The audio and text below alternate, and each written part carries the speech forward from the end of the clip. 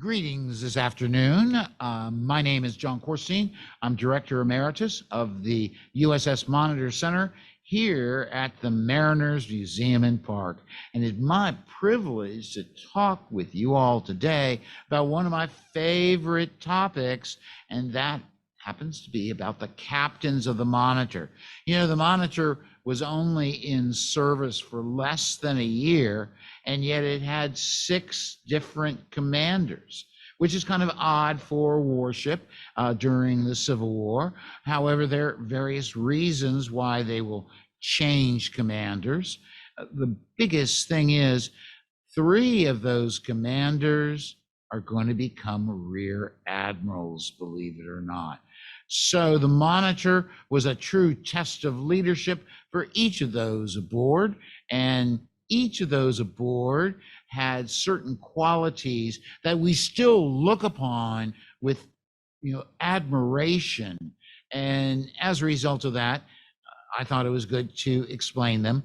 I realized when I planned this, I could do this in 45 minutes, but actually I probably need 4 hours and 50 minutes to do it justice. So I will say, if you want to know more about all the commanders, you can, of course, read my book, The Monitor Boys, which I'm using as a cheat sheet.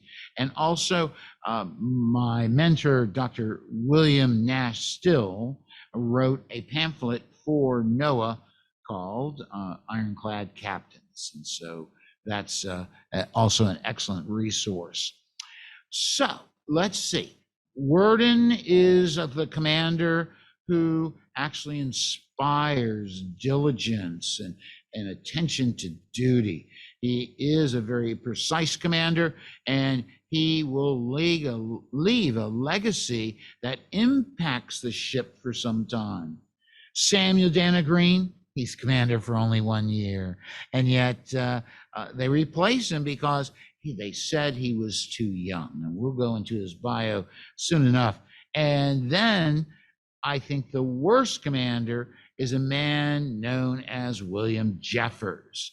And Jeffers was called by Fireman George Gear as an old hog. And so that's not very nice. Disciplinarian to the nth degree. We know he drinks, but not as openly as his replacement, Thomas Holdrup Stevens. Let me tell you about Stevens. He is replaced because of his drinking, and we will get the final commander, John Pine Bankhead. And Bankhead is, of course, the son of Brigadier General James Bankhead, a very close friend of Winfield Scott, a hero of the Mexican War. And actually, John Pine Bankhead will serve as his father's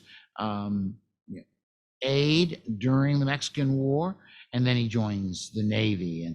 And so he is cousin of Major General John Bankhead Magruder, and as such, you look at his photographs, he is urbane, stylish, just as flamboyantly dressed as his Confederate cousin. So, but he also is an outstanding commander. So let's start with John Worden. John Worden is born in 1818 in Westchester County, New York. He is going to have this yearning to join the U.S. Navy thanks to his uncle and other members of the Graham family as part of his overall genealogical background.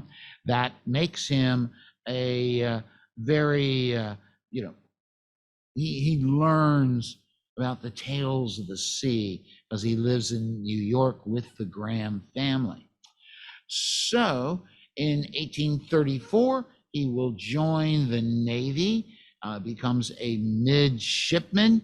And as a result of him being a midshipman, I have to tell you, he will actually served with some of the best commanders in his early days. He serves with this guy known as Mad Jack Percival, who's this kind of crazy guy who chases down ships. Worden fights pirates. Worden goes across the Atlantic.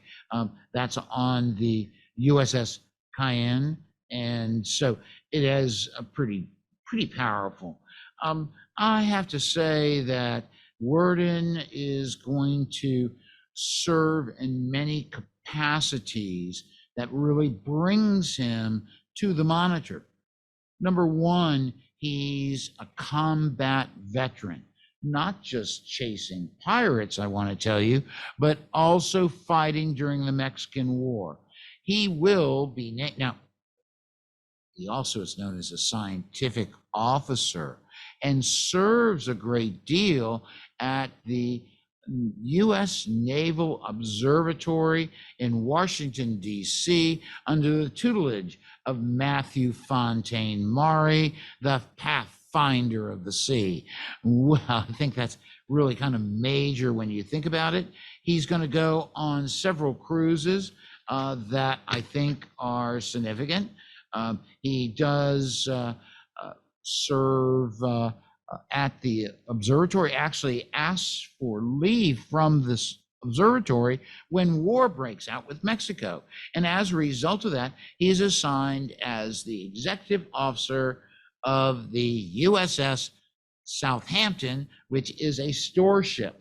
Now you want to think, I don't want to be in command of a store ship when there's a war going on, but I'm going to tell you right now, out on the California coast, every ship mattered.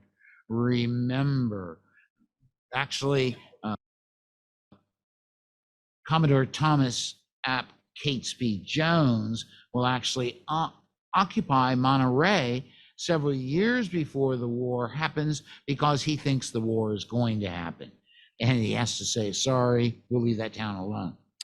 But the big thing is that Worden has a very active role on the Southampton, especially when the ship is assigned to the Gulf of California.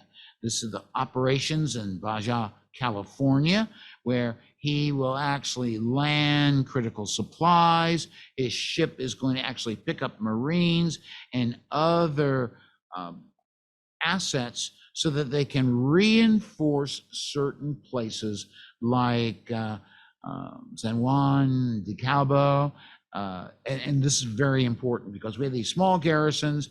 And actually, at first, the Baja Californian says, sure, come on board. We like you. However, there was many loyal. And so there's several small battles that are going to take place. I have a lecture schedule where I'm going to go into detail about it. So Worden becomes an active combat veteran. After the war, he's assigned to the Naval Observatory. Then he goes on a cruise on the USS Cumberland in the Mediterranean. And then he's going to be assigned back to the Naval Observatory. And then he's named executive officer of the Brooklyn Navy Yard. Now, this all sounds great, but look at his resume he's building. He's fought at war at sea. He's chased pirates. He has a learned background. That's why they call him a scientific officer. And as a result of that, he will actually, that's what gets him assigned to the Monitor, these scientific attributes, because everyone looked at the Monitor and says, wow, that's different.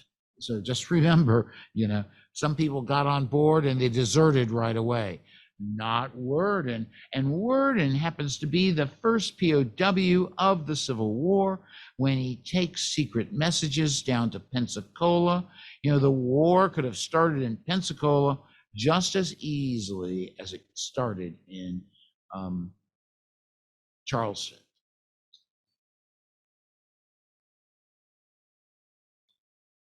Now, I have to say that, so Worden's been a POW. He's proved his loyalty to the Union. And so when they're building the Monitor, they need to name a captain, and he is going to, Flag Officer Joseph Smith will name Worden.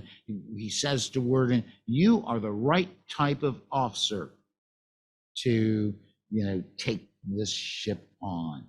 And he goes and visits the ship. Now, he's been in jail as a POW since April. He's not released until November. His family says, "Oh, well, he's sickly and they don't want him to take the job." But Worden knows that the future of naval warfare is in that ship. And he actually writes Joseph Smith and says, "I am willing to be the agent to prove this experiment a success." And that's exactly what he does. As we all know, Worden is going to be grievously wounded during the Battle of March 9, 1862, when a 7-inch Brooke gun shell explodes against the pilot house just as Worden is looking out.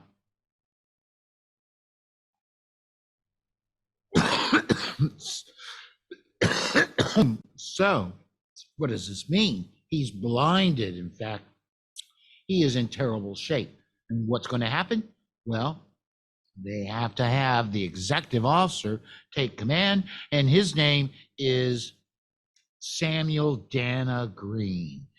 Now, the Green name is very famous because his father was a brigadier general in the U.S. Army, and he is the man that saves Culp's Hill during the Battle of Gettysburg.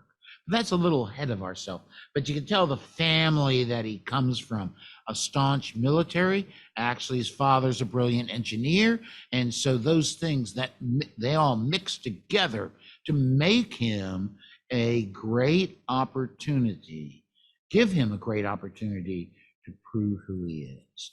Now, his job on the Monitor is executive officer. During the trip from New York down to Hampton Roads on March 7th, right? The ship is hit by a terrible storm, and it's so bad that even John Worden, the commander, becomes so seasick that he is taken up to the top of this turret. And so it falls on the shoulders of Samuel Dana Green to save the ship. And he acts resolutely. He makes sure that they rotate engineers and coal heavers, firemen, and so forth in and out of the engine room, because actually the water is so bad that it extinguishes the fires, and the blowers have leather belts, and when they get wet, what do? They slip off the mechanism. So Green orders a bucket brigade to kind of settle down some people, and then he rotates people in and out. John Driscoll will say that there's our hero Worden. This is, of course, the famous battle where Worden will be wounded. This is Samuel Dana Green. And so John Driscoll, who's a fireman, he will say, "Oh, I had to go in there. Finally, I cut the leather straps, I shortened them, and then I was able to get the engine functioning again, which dissipated all the gas, and the ship survived." However, it will run into problems off of Chincoteague, Virginia, where it's hit by the tail end of that terrible gale. And in fact, Green will comment that, "Oh my gosh, the sound within the ship of the water rushing through the hawse hole was something that would make people shudder." So what's going to happen is that they come into Hampton Roads, and Green will later write that he had to live he felt like he had lived 10 years during that 2-day experience. So that shows, although a young man, he is very, very active. And as a result of that, I think he is noted that he's willing to prove leadership time and time again. And during the battle, he is in the turret. Now, the big trouble with firing the guns in the turret is you can't see where you are. All these fancy things that Erickson had set up to make you able to really fire the guns accurately at the enemy were not there. And consequently, he actually has to look over the barrel to see when he sees a dark object. Well, if you know the Monitor fairly well, I got to say there's a problem. And the problem is those guns, see the pilot house forward? That's after the battle, it's going to be modified. But look at the level of the gun versus the height of the pilot house. And what do you have there is called monitor roulette, because the turret keeps spinning. As Green would say, you lost all sense of bearing. And the white marks get covered by black powder and so forth. And so that's why the Monitor has such bad fire control during the battle, despite Green's efforts otherwise. When Worden is wounded, oh my gosh, you see, there's no speaking trumpet that works. They have a speaking tube, but it got filled with salt water when it was coming down the coast, and so it didn't work. And so they had to have runners going back and forth from the turret to the pilot house where Worden is. Then all of a sudden the message comes, Worden has been grievously wounded and was taken to his cabin. So Green has to come down out of the turret, puts it in command of Albensteimers, and he shows up with Worden. He says, "What do you want me to do? What are my orders?" And Worden says, "I'm blind, I'm dying, but you must save the Minnesota." And that's exactly what he does. He puts a ship in between the Virginia and the Minnesota. The tide is going out, the Virginia retreats, but in many ways, Green is one of the great victors of that battle. Now, the next day, he goes on a grand tour with the Monitor. Everyone cheers and huzzahs. He writes his father, "Oh my gosh, they love the Monitor. They love me. This is really great." However, Gideon Wells said, "Well, this guy's 23 years old, and we need to have someone much older and experienced to take command." So they're going to pick this man, Thomas Selfridge Jr. He's one of the men that become an admiral later in his career. Selfridge, of course, graduate of the United States Naval Academy. His father is an admiral. He is very dynamic. Actually, plays a role in all the events in Hampton Roads from the fall of Gosport Navy Yard all the way up to the sinking of the Cumberland. Yes, he is on the Cumberland when it is rammed and sank by the CSS Virginia. And so he wants to get back at him. Just as a post note, Selfridge is only going to be in command one day because Gideon Wells says, "I want Selfridge to take command." However, the prerogative of naming the new commander fell on the shoulders of the commander of the North Atlantic blockading squadron, none other than Louis Malshibres Goldsborough, then a flag officer, soon to be a rear admiral. And he says, no, I want this guy, William Jeffers.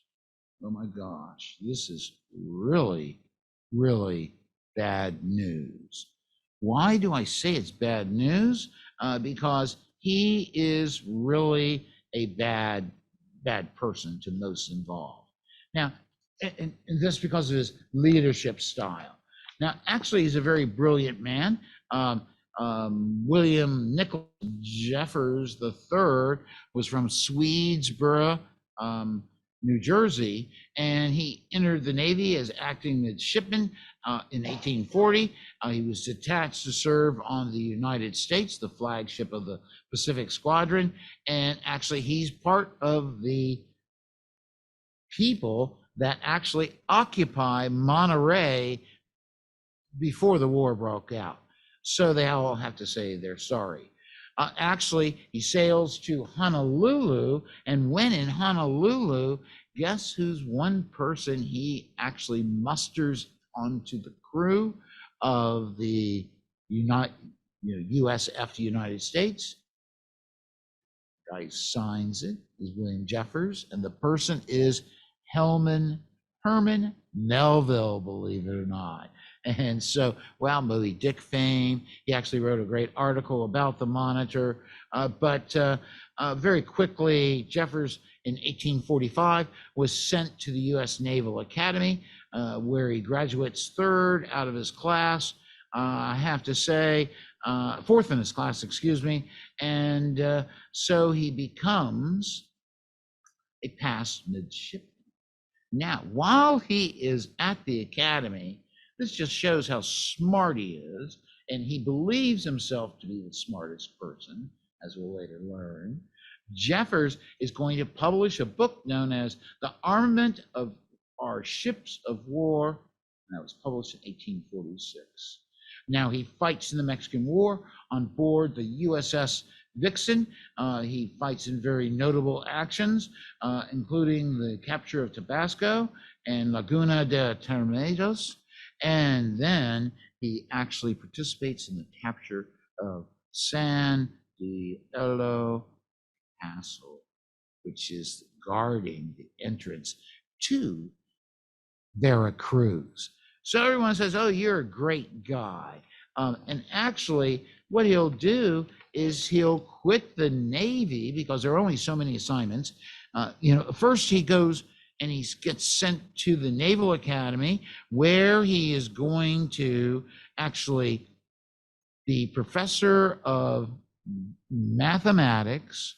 And while there, he writes 2 books, Nautical Routine and Stowage with Short Rules and Navigation.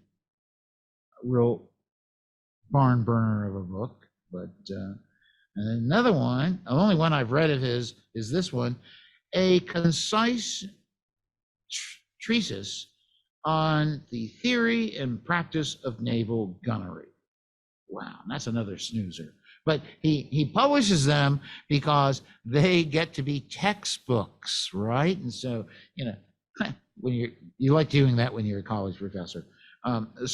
But he, gets married to Lucy Legrand Smith in September of 1842, and then he asks for leave of absence because he goes and does the survey in Honduras for the Interoceanic Railway under the employ of E.G. Squires. Now, what makes this so important is that here he's proving his scientific attributes.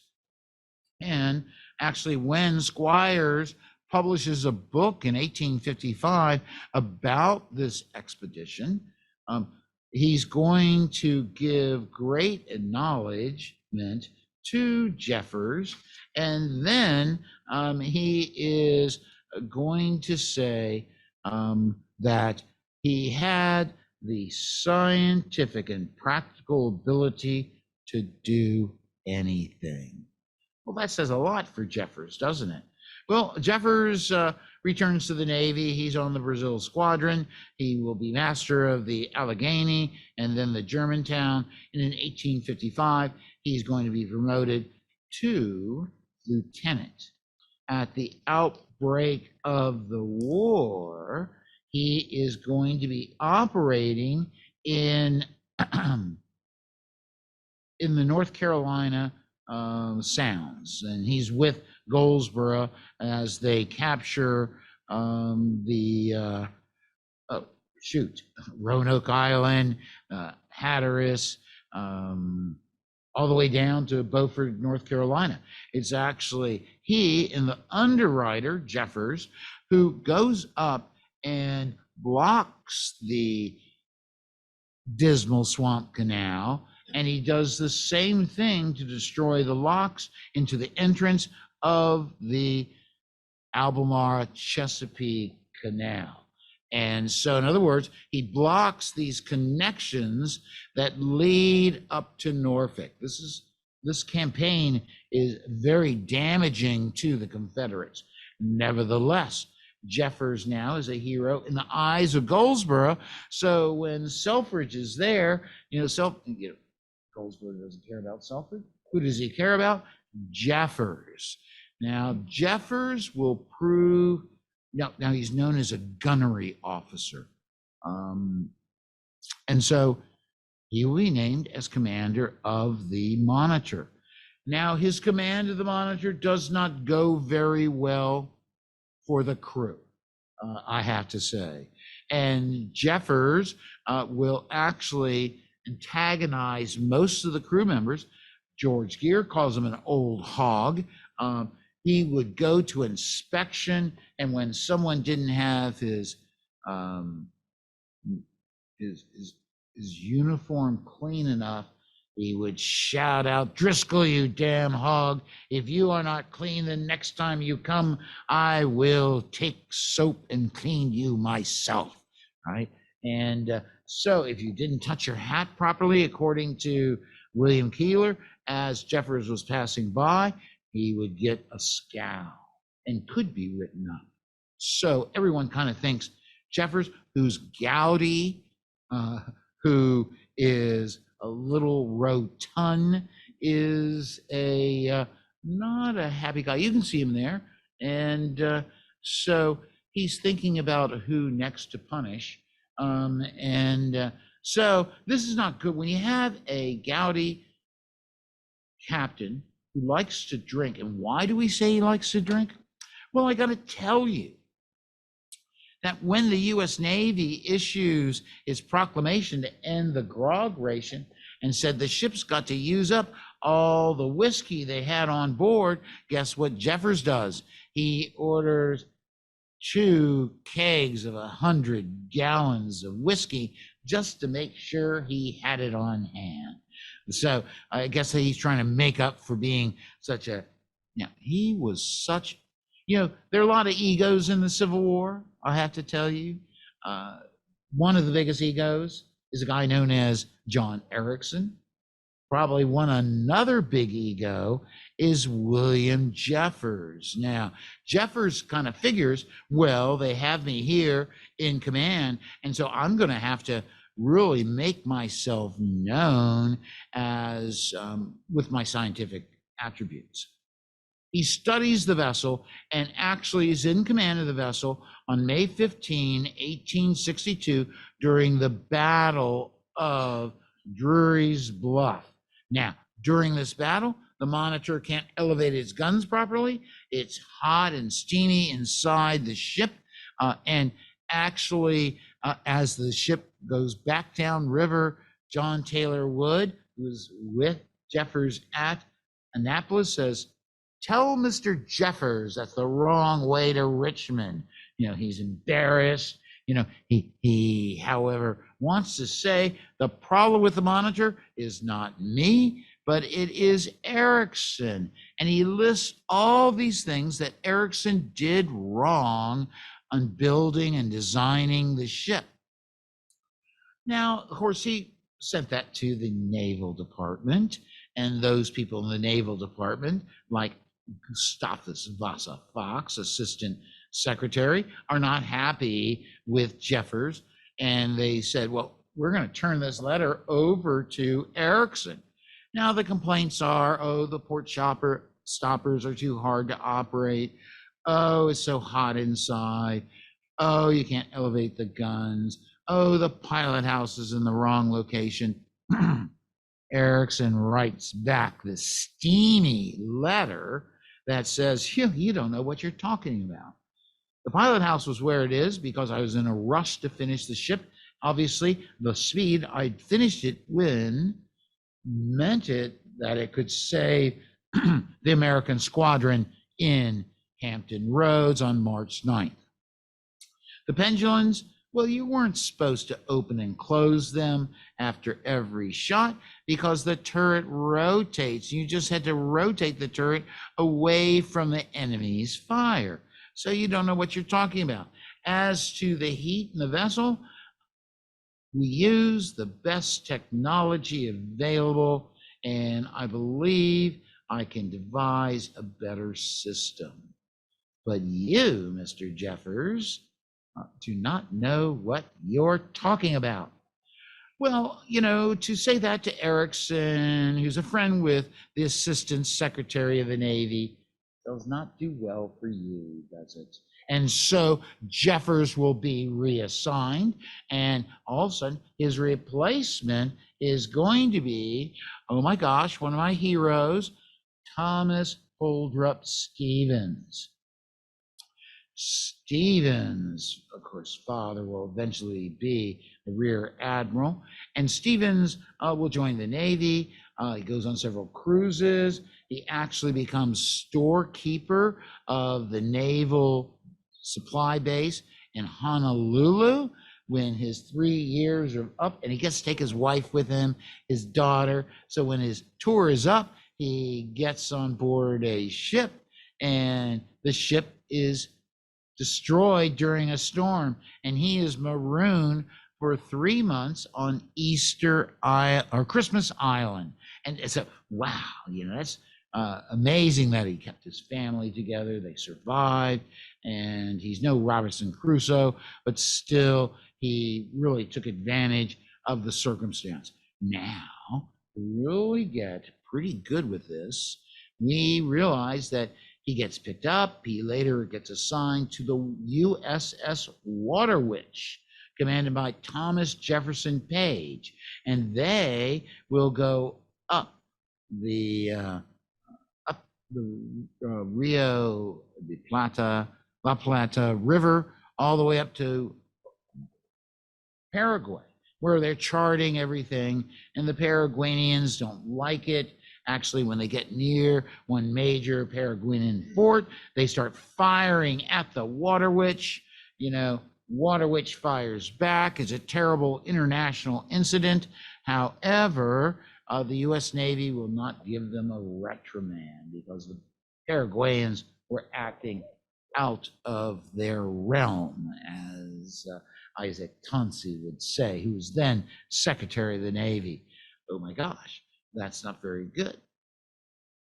Now, I got to tell you, he is not going to be chastised for that, and he will then be very active during the early stages of the Civil War. He is the first commander of the Pembina, which will actually be part of the expedition to capture Port Royal Sound. And Samuel Francis DuPont will give nothing but accolades towards what he does during that campaign. He also then is sent with his own expedition down to capture the St. Mary's River, Jacksonville, and guess what else? Fort Clinch, which you can go to today. So he's a very active officer. He gets sent up to Virginia, the North Atlantic Blockading Squadron, as commander of the Martezan. Now, and commander of the Martezan, he plays a big role in the movement up the James River. he actually is given this one assignment where he is supposed to take the Monitor, the Alligator, which is the submersible, which is commanded by Thomas O. Selfridge. That kind of gives you insights to Selfridge, because Selfridge is a crazy guy. In fact, when they're at Gosport Navy Yard, they're being taunted by every little rowboat and oyster skiff and little steamer in the harbor saying, we're going to get you. Well, Selfridge would aim the 10-inch pivot gun at some of those ships and say, really? They didn't do that. And then he had this one trick where he got this line that he lined up with another ship. And so the line was loose in the water. And here comes the Confederates and their steamer yelling and screaming, we're going to take your ship. And they taut the line and everyone gets thrown off the ship, these Confederate sympathizers, and even the smokestack is knocked off. So, Selfridge doesn't care. During the Battle of March 8, 1862, Selfridge is there, and he actually, as the ship is sinking and the commander, George Upton Morris, will shout, give her a broadside as we go, as the ship is sinking.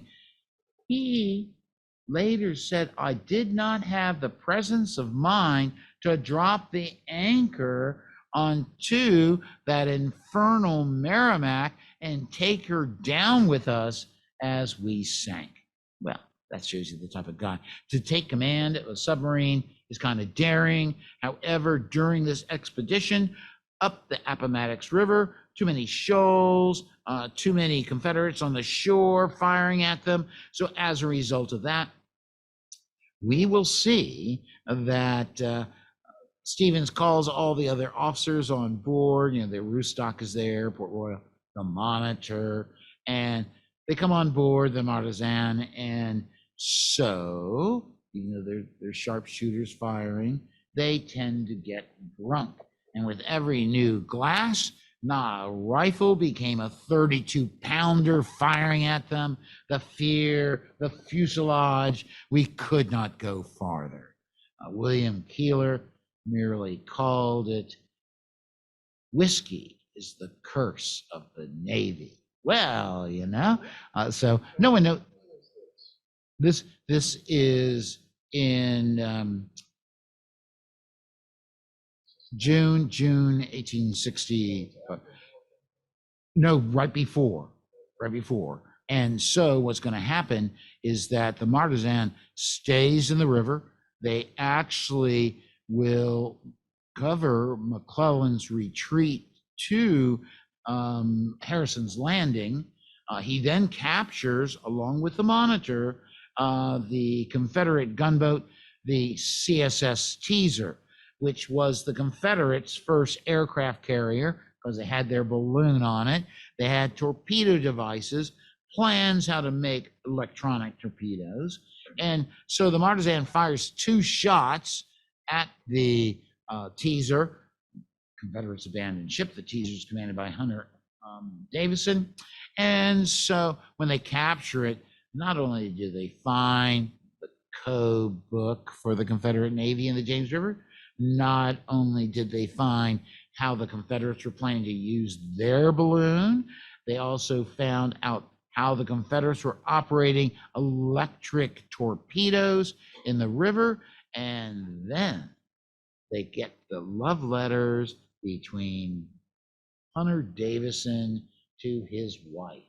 And Thomas Holdrup Stevens took great joy to read them at the wardroom table as a big joke, and they must have been saucy. But anyway, so Stevens, because Jeffers is hated by Erickson, Jeffers has to be replaced, and the man on sign, it happens to be Thomas Holdrup Stevens.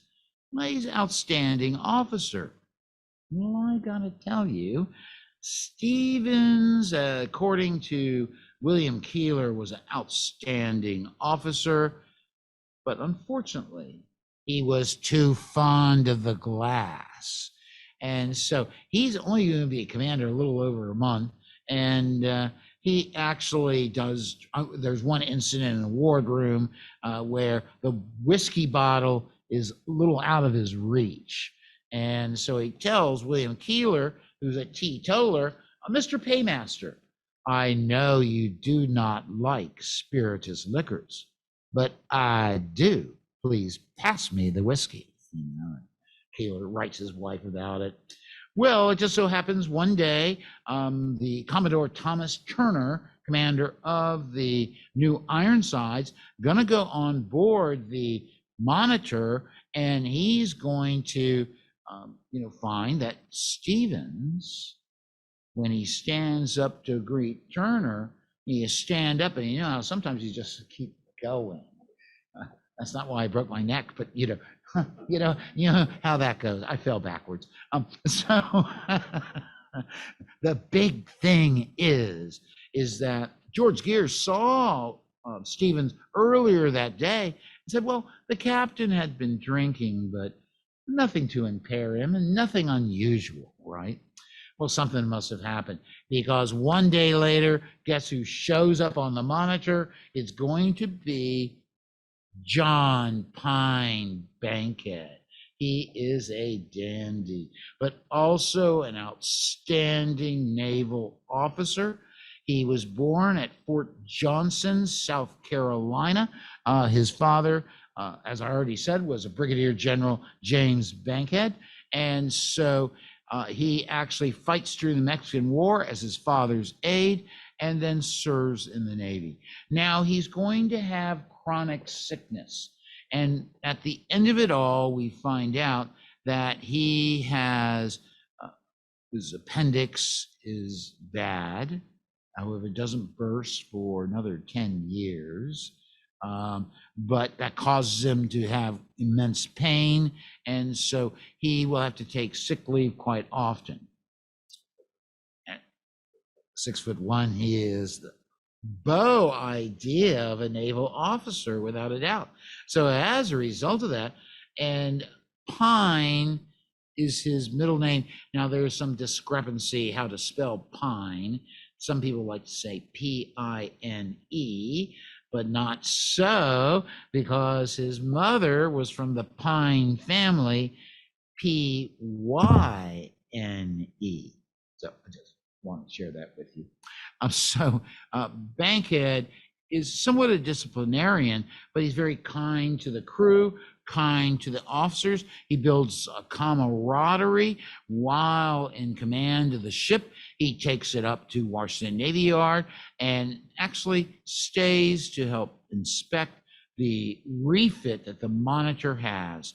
He then brings it back down to Hampton Roads. He will actually be in command. He's the guy on Christmas Day. They're having parties, they're firing cannon, great day. But guess what? Bankhead then announced to the crew, we're going to Beaufort, North Carolina.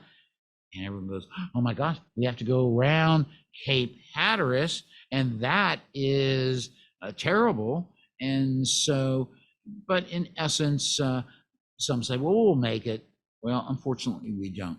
But one of the heroes of the rescue from the Monitor's standpoint is John Pine Bankhead. I've written more about John Bankhead Magruder than this Bankhead, although I've written a lot about him. And so the big problem or issue is going to be that he actually holds part of one of the rescue boats, so it doesn't rock into the iron sides of the Monitor. In fact, he will be one of the last to get off the boat, and Frank Butts, a seaman, will say, you got to go, I'm right behind you. And so Bankhead becomes ill as a result of it. He comes back into service as commander of the USS Florida. And believe it or not, many of the former people on board the Monitor strive to serve under Bankhead, including William Keeler, Grenville Weeks, let's see, and Samuel Dana Green. They believed in him as the right type of officer. He has a pretty good war. You know, as a blockader, he actually will keep his steam up, keep his ship ready on alert, and so that's why he captures 4 different blockaders. And so that just shows. And just think, you want to, if you're a captain of a ship, you want to capture a blockader because you got the prize money. And so Bankhead then is going to go in search of the Shenandoah. That puts him into the Indian Ocean. On his return, he will die off of Aden on the Arabian Peninsula and buried there at sea. So you can see we had a lot of types of officers, ranging from the good, the drunk, I guess, and the ugly. Yeah, I think that makes sense. Yeah, the ugly is Jeffers.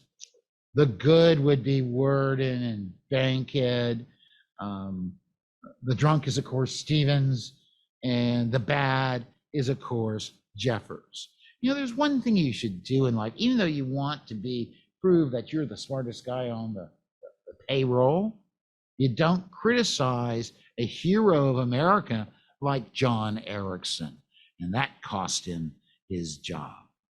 So that's a brief overview. There's all sorts of stuff I left out because I've actually gone over my time. It's an exciting story. These are exciting people. I am going to have a detailed blog published as soon as I can, probably next month, that details the lives of these officers.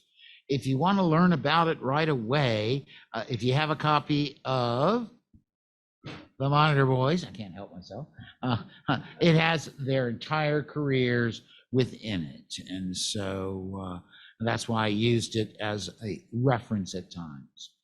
So I want to thank you all for attending our lecture today. It is part of our Monitor Legacy series, where we look to discover about the Monitor, not just the Monitor, but how the Monitor influenced naval warfare, not just during the Civil War, but warfare for the next 80 years. It's a pretty powerful statement. So I'm open for questions. Yeah. I'm kind of confused about the chronology. So when do these replacements take place in time? Okay, that's easy. On March 9th, Samuel Dana Green replaces Worden. March 10th, Green is replaced by Selfridge. Selfridge is not acceptable to Goldsboro, so 2 days later, Jeffers is named commander. Okay, so now we're in March, and we're already through 3 commanders. Jeffers will stay in command of the vessel until August of 1862. He's then replaced by Stevens, who falls down in early September. It was a trip, actually, but and then he will be replaced by John Pine Bankhead.